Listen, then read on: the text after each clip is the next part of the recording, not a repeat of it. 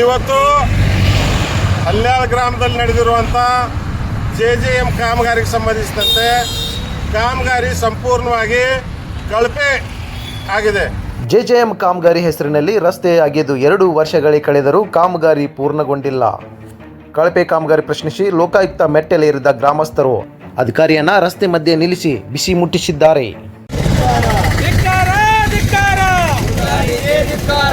ಅಥಣಿ ವಿಭಾಗದ ಕುಡಿಯುವ ನೀರು ಮತ್ತು ನೈರ್ಮಲ್ಯ ಇಲಾಖೆ ವ್ಯಾಪ್ತಿಯ ಹಲವು ಗ್ರಾಮಗಳಲ್ಲಿ ಕಳಪೆ ಕಾಮಗಾರಿ ಕಂಡು ಬಂದಿದೆ. ಇದೇ ವಿಚಾರವಾಗಿ ತಾಲೂಕಿನ ಹಲ್ಯಾಳ ಗ್ರಾಮಕ್ಕೆ ಭೇಟಿ ನೀಡಿದ ಚಿಕ್ಕೋಡಿ ವಿಭಾಗೀಯ ಕಾರ್ಯನಿರ್ವಾಹಕ ಅಭಿಯಂತರ ರಾಮಚಂದ್ರರಾವ್ ಕಾಮಗಾರಿ ಮರು ರಿಪೇರಿಕರಣ ಹೆಸರಿನಲ್ಲಿ ಫೋಟೋ ತೆಗೆದು ಕೈ ತಿಳಿದುಕೊಳ್ಳಲು ಯತ್ನ ನಡೆದಿದೆ ಎಂದು ಪ್ರಶ್ನಿಸಿ ಸ್ಥಳೀಯರು ಕಾರ್ ತಡೆದು ಪ್ರತಿಭಟನೆಗೆ ಮುಂದಾಗಿದ್ದಾರೆ. ಕಳೆದ 2 ವರ್ಷಗಳಿಂದ ನಡೆದ ಕಾಮಗಾರಿ ಪೂರ್ಣಗೊಂಡಿದ್ದು ಕಾಮಗಾರಿ ಹೆಸರಿನಿಂದ ತೆಗೆದ ಗುಂಡಿಯಿಂದ ಜನರು ಹೈರಾಣಾಗಿದ್ದಾರೆ ಎಂದು ಆಕ್ರೋಶ ಹೊರಹಾಕಿದ್ದಾರೆ. ಸ್ಥಳಕ್ಕೆ ಅಥಣಿ ಪೊಲೀಸರು ಭೇಟಿ ನೀಡಿ ಪರಿಸ್ಥಿತಿ ತಿಳಿಗೊಳಿಸಿದ್ದಾರೆ.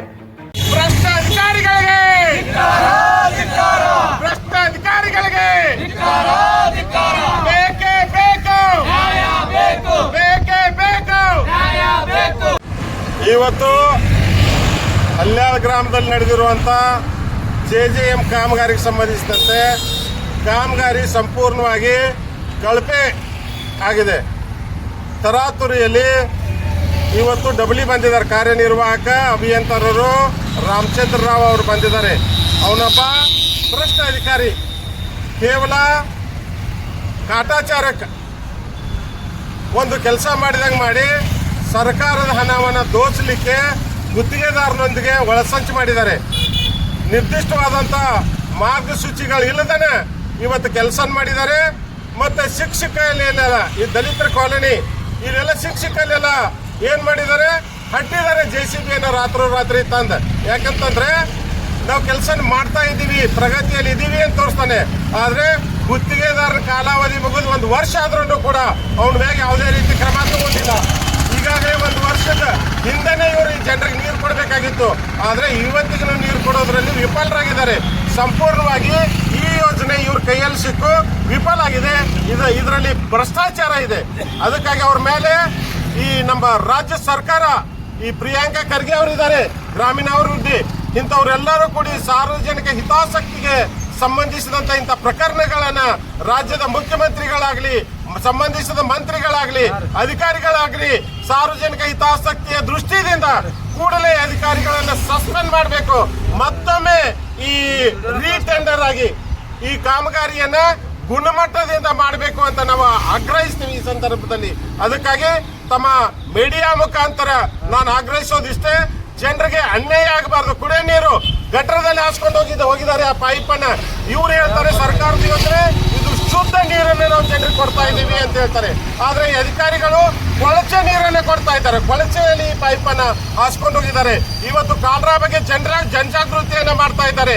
ಆದರೆ ನಿರ್ದಿಷ್ಟ ವಾಸ್ತವದಲ್ಲಿ ಜನರಿಗೆ ಇವರೇ ರೋಗಗಳನ್ನ ತಂದು ಕೊಡುವಂತ ಇಂಥ ಭಾಗ್ಯಗಳನ್ನ ಕಲ್ಪಿಸ್ತಾ ಇದ್ದಾರೆ. ಅದಕ್ಕಾಗಿ ನಾನು ಮನವಿ ಮಾಡ್ಕೋತೀನಿ ರಾಜ್ಯ ಸರ್ಕಾರಕ್ಕೆ, ಕೂಡಲೇ ಸಂಬಂಧಿಸಿದಂತ ಡಬ್ಲಿ, ಯಾಕಂದ್ರೆ ಅನುಷ್ಠಾನಾಧಿಕಾರಿ ಅವನೇ ಕಾರ್ಯನಿರ್ವಾಹಕ ಅಭಿಯಂತರರು, ಆಮೇಲೆ ಮುರುಗಾಲಿಯನ್ನು ಎಂದೂ ಈ ಕಾಮಗಾರಿ ಕಡೆ ಗಮನ ಹರಿಸಿಲ್ಲ. ಕೇವಲ ಅವರ ಸರ್ಕಾರದ ದುಡ್ಡುಗಳನ್ನ ದೋಚಲಿಕ್ಕೆ ಮಾತ್ರ ಇದ್ದಾರೆ. ಅದಕ್ಕಾಗಿ ಅವ್ರ ಮೇಲೆ ಕಠಿಣ ಶಿಕ್ಷೆ ಆಗಬೇಕು ಅಂತ ನಾನು ಒತ್ತಾಯಿಸ್ತೀನಿ. ಈ ನಮ್ಮ ಗ್ರಾಮದ ಎಲ್ಲ ನಾಯಕರಿದ್ದಾರೆ, ಗ್ರಾಮ ಪಂಚಾಯತ್ ಮೆಂಬರ್ಸ್ ಇದ್ದಾರೆ, ಅಧ್ಯಕ್ಷರಿದ್ದಾರೆ, ಯುವ ಮುಖಂಡರಿದ್ದಾರೆ. ನಾವ್ರೆಲ್ಲರೂ ಕೂಡ ಇದು ಮೊದಲನೇ ಅಂತದ್ದು. ಅವ್ರ ಗಾಡಿ ಹಿಡಿಯೋದು, ಅವ್ರ ಮೇಲಿನ ವೈರತ್ವಕ್ಕಾಗಿಲ್ಲ, ಸಾರ್ವಜನಿಕ ಹಿತಾಸಕ್ತಿ ಇದೆ ಇದರಲ್ಲಿ. ನಮಗೆ ಶುದ್ಧ ನೀರನ್ನ ಒಂದು ಟೈಮ್ದಲ್ಲಿ ಕೊಡಬೇಕಾಗಿತ್ತು, ಕಾಲಮಿತಿಯಲ್ಲಿ ಕೊಡಬೇಕಾಗಿತ್ತು. ಅದರಲ್ಲಿ ಸಂಪೂರ್ಣ ವಿಫಲರಾಗಿದ್ದಾರೆ.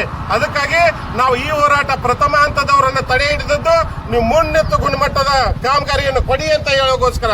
ಅದಕ್ಕಾಗಿ ಅವರು ಕೊಡೋದನ್ನು ಬಿಟ್ಟು ಉದ್ದಟತನದಿಂದ ನಮ್ಮ ಜೊತೆ ವರ್ತಿಸಿದ್ದಾರೆ.